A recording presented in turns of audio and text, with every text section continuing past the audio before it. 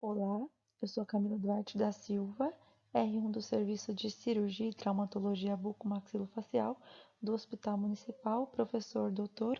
Alípio Correia Neto, e hoje eu vou apresentar uma aula sobre terapia medicamentosa.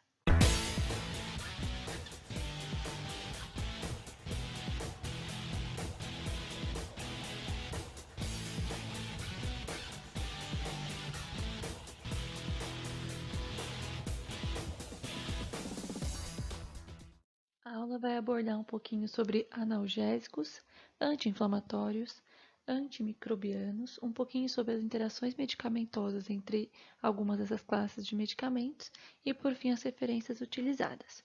Vamos iniciar falando um pouquinho sobre dor. A dor é definida como experiência sensorial e emocional desagradável e ela pode ser classificada de algumas maneiras. Primeiramente, ela pode ser nociceptiva ou neuropática. Nociceptiva é quando a gente tem um estímulo direto sobre os nociceptores, que são os receptores espalhados ao longo do organismo. A gente tem tanto no sistema nervoso periférico como no central, que vão captar esse estímulo doloroso. Então, essa ativação ela pode vir tanto de um estímulo mecânico, térmico ou químico, e pode ainda ser de origem somática ou visceral. A dor nociceptiva de origem somática é, por exemplo, uma dor após um procedimento de exodontia, onde a gente tem uma condição patológica ali no local e é bem localizado. O paciente ele consegue referir bem para a gente. E a dor visceral, ela é mais difícil de ser localizada. Por exemplo, num caso de uma angina resultante de isquemia do miocárdio, onde a gente vai ter essa dor refletida na região de mandíbula, de pescoço ou até do braço. E a dor neuropática, ela é resultado de uma atividade somatosensorial anômala do sistema nervoso periférico ou central, e ela é mais difícil de ser tratada. Muitas vezes, ela é caracterizada por disparos paroxísticos semelhantes a choque elétrico ou sensação de queimação e constrição. A dor ela pode ser ainda classificada como aguda ou crônica. Bom, em relação à utilização dos analgésicos para prevenção da sensação dolorosa, a gente tem alguns regimes que podem ser utilizados. A gente tem a analgesia pré-emptiva aqui nesse gráfico, onde a gente vê que o fármaco ele é administrado antes do estímulo nocivo.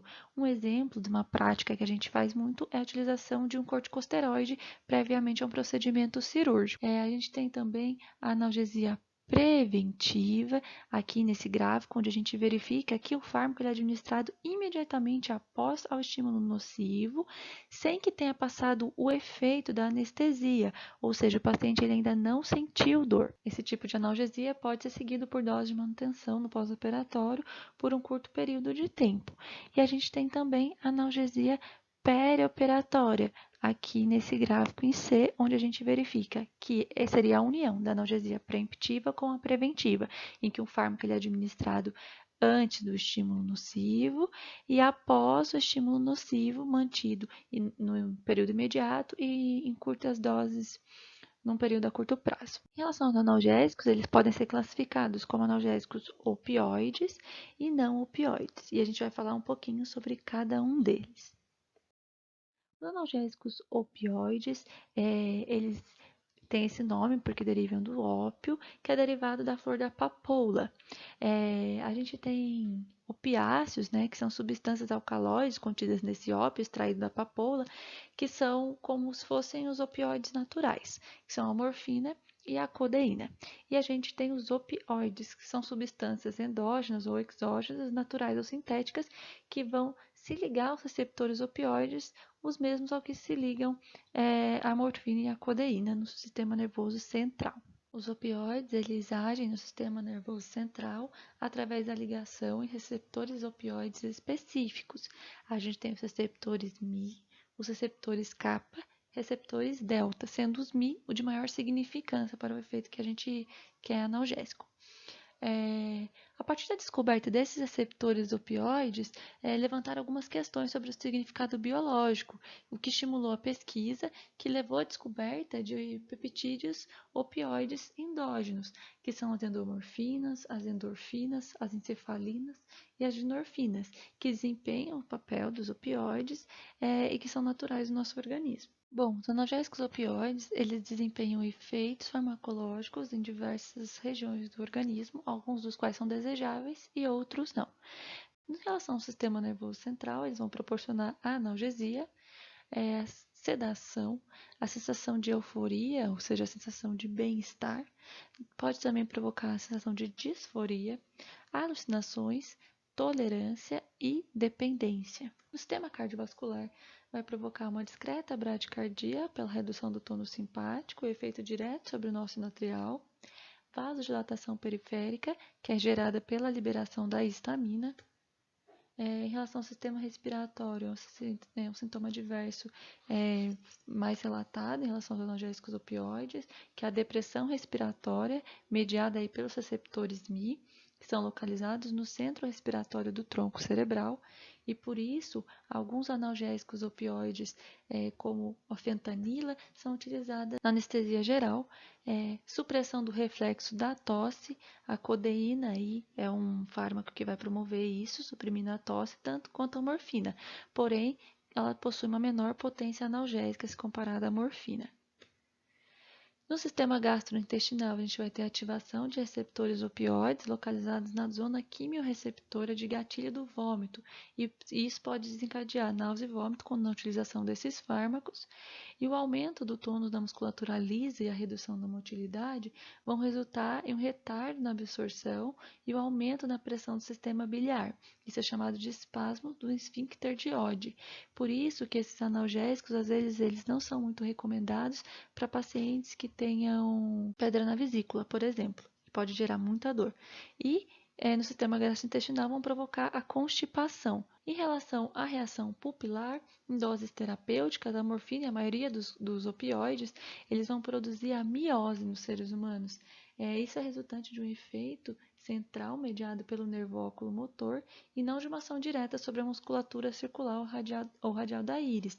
Então, aí é uma característica presente sempre em pacientes que estiverem fazendo uso extremo dos opioides, é uma maneira da gente avaliar. Em relação ao mecanismo de ação, inicialmente, então, a gente vai ter a ligação desse opioide a um receptor de membrana acoplado à proteína G, e aí a gente vai ter a inibição da adenilatociclase, redução do AMP-C, e a inibição da liberação de substância P, que é um neurotransmissor da dor. No neurônio pré-sináptico, a gente vai ter também o fechamento dos canais de cálcio, e é o cálcio quem promove a liberação desse neurotransmissor. Então, essas vesículas contendo neurotransmissor, elas vão liberar esse neurotransmissor na fenda sináptica, e isso é promovido pelo cálcio. Se o cálcio não entra na célula, consequentemente, os neurotransmissores não serão liberados na fenda sináptica.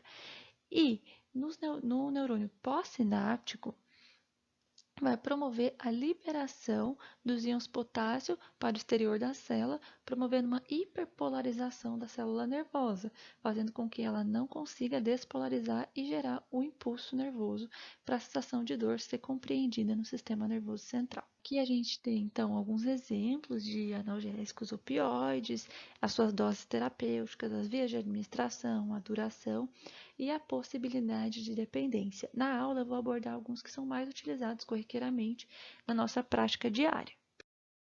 Vamos falar então um pouquinho sobre a codeína. Ela é considerada um analgésico opioide fraco ou leve. Ela tem pouca afinidade pelo receptor Mi. Ela é eficaz por via oral, é metabolizada no fígado e excretada pelos rins. E a dose analgésica recomendada de codeína é de 30 a 60 mg via oral. No Brasil, ela é comercializada associada ao paracetamol 500 mg, que aqui a gente chama de Tilex, onde a gente tem o paracetamol 500 mg mais codeína 30 mg. E a dose antitussígena recomendada seria aí de 15 a 20 mg via oral da codeína pura. E o cloridrato de tramadol. Ele também é considerado um analgésico opioide fraco ou leve, utilizado para dores moderadas a intensas, na nossa prática da odontologia, né? Ele tem afinidade pelo receptor Mi, diferentemente da codeína, que tem menor afinidade. É eficaz tanto por via oral quanto por via retal e parenteral, sendo endovenosa ou intramuscular. Ele é metabolizado no fígado e é excretado pelos rins também. A dose analgésica recomendada, ela vai de 1 a 2 mg por quilo, por via oral, endovenosa, intramuscular ou via retal.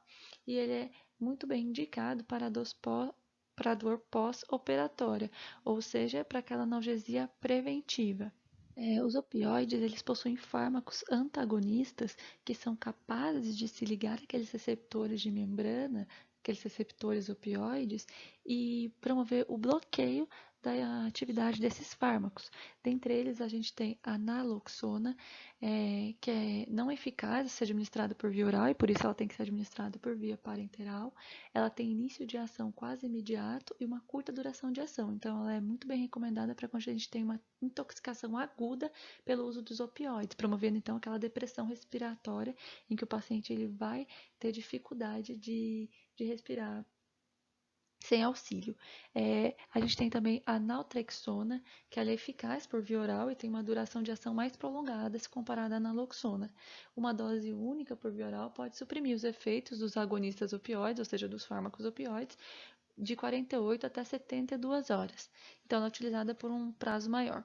E o nalmefeno, que também pode ser utilizado e também é eficaz por via oral e a duração de ação é ainda mais prolongada do que da naltrexona. Então, eles são usados no tratamento da intoxicação aguda por opioides e são específicos e melhoram a ventilação do paciente rapidamente, mais precisamente a naloxona, para esses casos de intoxicação aguda.